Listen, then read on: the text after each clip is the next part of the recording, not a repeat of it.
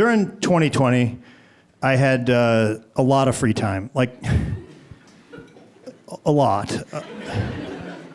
And I wanted to use it to better myself in some way. And I didn't. Like,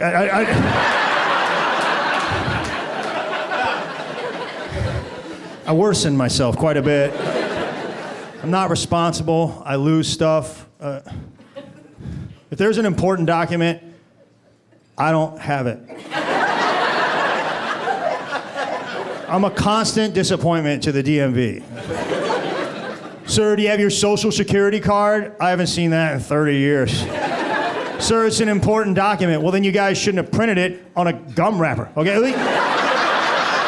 At least the passport people made a book out of their thing. It's got pages and a cover, and yes, I lost that one too, but I shouldn't have. Sir, do you have your birth certificate? My birth certificate? That document is 54 years old. I also don't have the Declaration of Independence.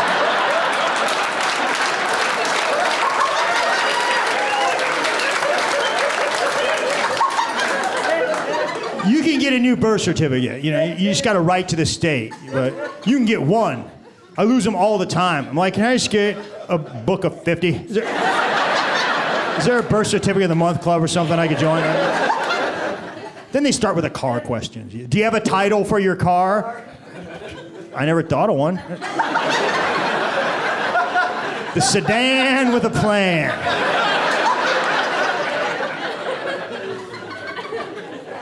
My friend told me if you get the vaccine, that's the government's way of putting a chip inside of you. If that's the case, like, I'm very grateful. I mean, that's going to make the DMV a better place for everybody.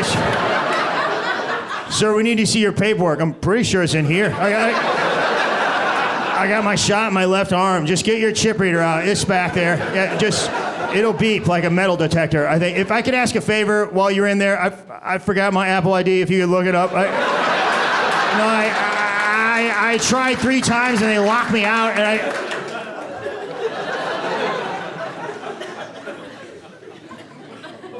irresponsible. I'm not a good driver.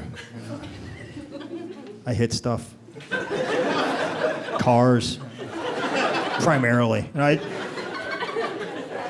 I spend a lot of money on insurance, but I use it. I mean, my friend was like, Greg, I've never been in one accident in my entire life. I'm like, well, how do you know your insurance works? Like, mine works overtime, you know? Like, I pay a lot. I should pay a lot, but I want more from my insurance company. First of all, they say they're going to send you an insurance card. Stop calling it a card. It's a piece of paper, okay? I want a card. $3,500 I gave you guys last year. You can afford to send me a card. At least laminate the card. The library laminates their cards. I don't think the whole library system made $3,500 last year. They don't send you a card. They send you a piece of paper, and it's got a dotted line on it with a picture of scissors. No, you cut it. I'm not cutting it. Not for $3,500. You can hire a couple of cutters up there for that kind of money. And if I do cut it, I'm not cutting on that stupid line. I'll cut whatever shape happens to come out. The cop's gonna be like, can I see your insurance? Swan? Is that a swan? Is that what that is, sir? Did you make a swan, son? If you get a piece of paper in the mail and it's got a picture of a scissors on it, just know you're doing business with some greedy dirtbags. At least back in the day, they did a thing called perforation. Perforation.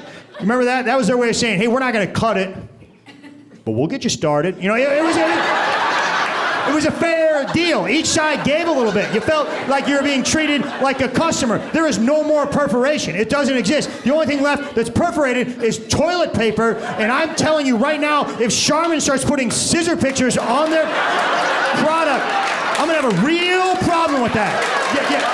Yeah.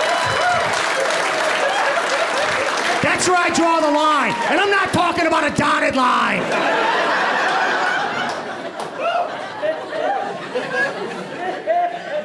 Somebody in here is old enough to remember they would give you a card. Every 6 months, the insurance company would send you a plastic card. It looked like a credit card.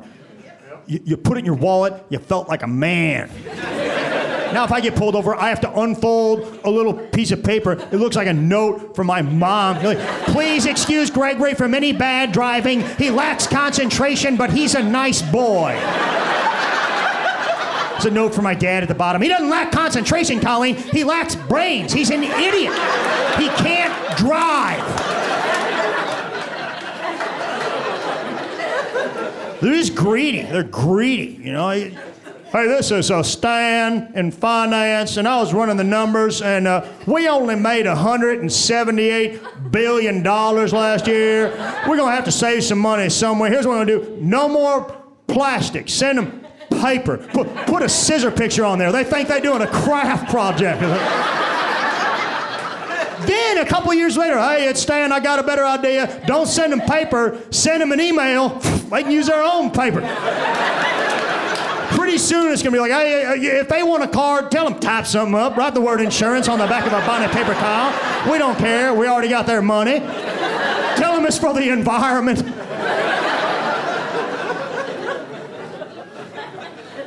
I read my car insurance card. On the front of it, it says, do not discuss the fault of an accident with anybody except for the police or your insurance agent. And I remembered it, but I got it mixed up with my health insurance card. I was at the doctor. He's like, what's wrong? I'm like, I'm not telling you nothing. I'm not talking.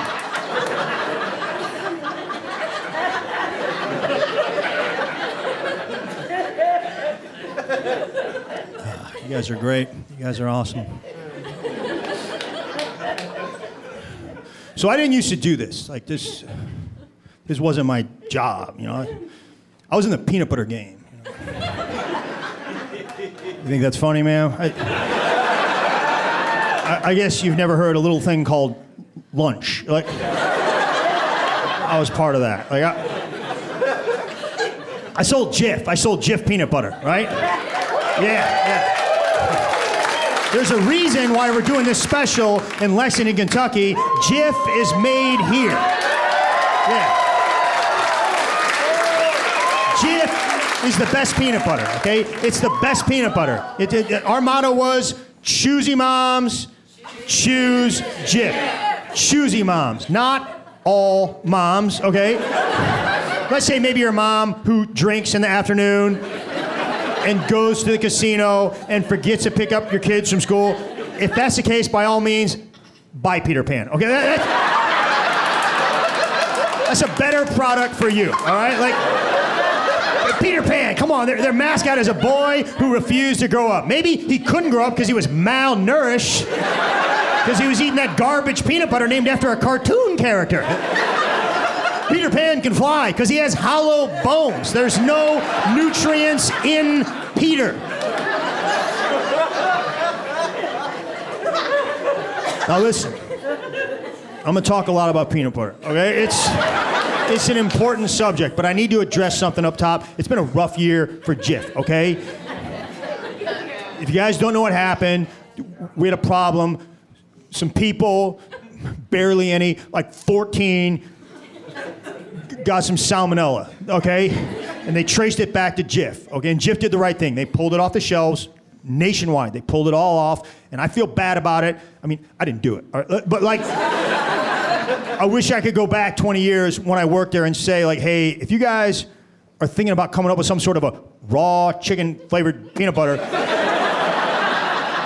don't. Like, it's a bad idea, you know? Like, and just so you know, like, that happened in 2006 with Peter Pan. They had the same thing, you know. They had a recall, salmonella. Just this year, Skippy had some metal particles in their peanut butter, and they had to pull it off the shelves. And you guys are like, well, Greg, it's never happened with organic peanut butter.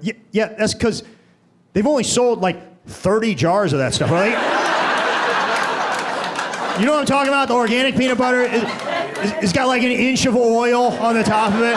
Looks like a science project on the grocery shelves. You know, well, Greg, that's how peanut butter naturally settles. Well, then cover it up. Nobody wants to see that. Yeah? Greg, your peanut butter has preservatives in it. That's why it doesn't do that.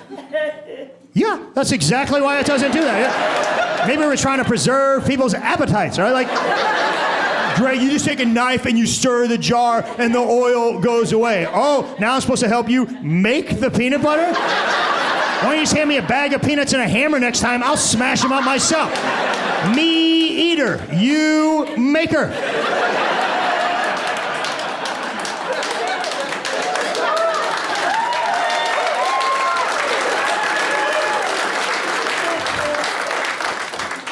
Now listen, there's probably somebody out there, and your mom made you eat organic peanut butter when you were growing up. If that's the case, obviously you were homeschooled. That's why you're homeschooled. Your mom did not want you to go to school and sit next to the Jif kid and have that kid be like, hey, there's another way to live. And maybe you're a parent, okay? Maybe you're a parent and you force your child to eat organic peanut butter. And if that's the case, I'm not gonna tell you how to raise your own kid. I am gonna gently suggest that you at least expose them to some different peanut butter, before you send them off into the world. Because I don't know if you've ever seen an organic peanut butter kid go off the deep end. It is not pretty. Okay, these kids, they spend 18 years eating it, then they go off to college. They have one bite of a Jif sandwich. 6 weeks later, they're passed out on a park bench with Nutter Butters all over their face. We got a lot of that business at Jif. We didn't want it. That's blood money right there. We took it. But,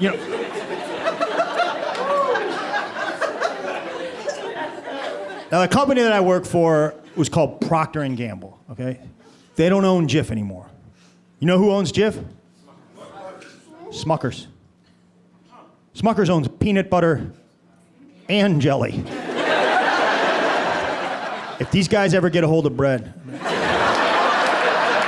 Now, the government will step in. That's an illegal monopoly. That's Sherman antitrust, I think. You can't own a whole sandwich. Country was founded on principles, right? But I'll be honest. I was a big deal, in the. Ma'am, I was. All right, I was a big deal in the peanut butter game. Okay, I was part of some stuff that I'm sure you'll remember. I was part of the team that launched the first low salt, low sugar peanut butter into the category. It was called Simply Jif. It was targeted towards diabetics. I wanted to call it Type 2 peanut goo, but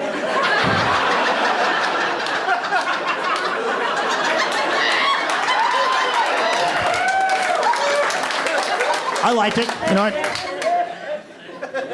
I always felt guilty because we charged the same for crunchy as we did for creamy, which, if you think about it, the crunchy, we didn't finish making that. If you went to the plant, the crunchy guys are probably getting off work at noon, and the creamy guys are still smashing up peanuts at 5:30. The savings should have been passed on to you, and I still lose sleep over it.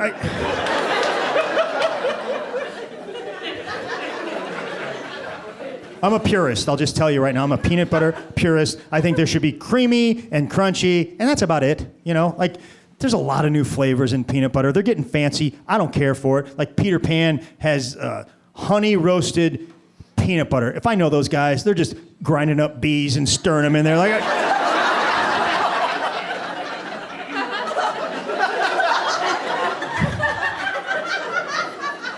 And even Jif, my company, they're doing some stuff I don't care for. They're getting fancy. They have an Omega Jif. Omega Jif. Omega, that's fish oil. They're putting fish in peanut butter, and they're wondering how they got salmonella. What kind of fish was it? Salmon, maybe? What? Are you guys not seeing what I'm seeing here?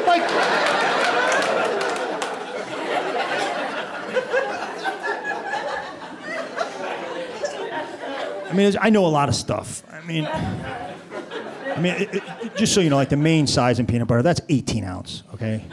That's where the deals are. That's where the wars are fought. That's where we go head to head, There's a 28 ounce, there's a 40 ounce, but the deals are, they're 18 ounce. And if you went to Kroger right now and you bought an 18 ounce jar of Jif, it would probably cost you about $3.19. Back to school, maybe 2 for $3. If that happens, stock up. It's not coming around for another year. All right? I ran a deal one time, Columbus, Ohio, 200 Kroger stores, 18-ounce Jif, 99 cents. Yeah, I did that. It'll never happen again. Never. Even the bad moms bought Jif that week. Mama, this peanut butter tastes better. Don't get used to it, boy. I ain't giving up cigarettes and I ain't giving up Red Bull. So when it's gone, it's gone.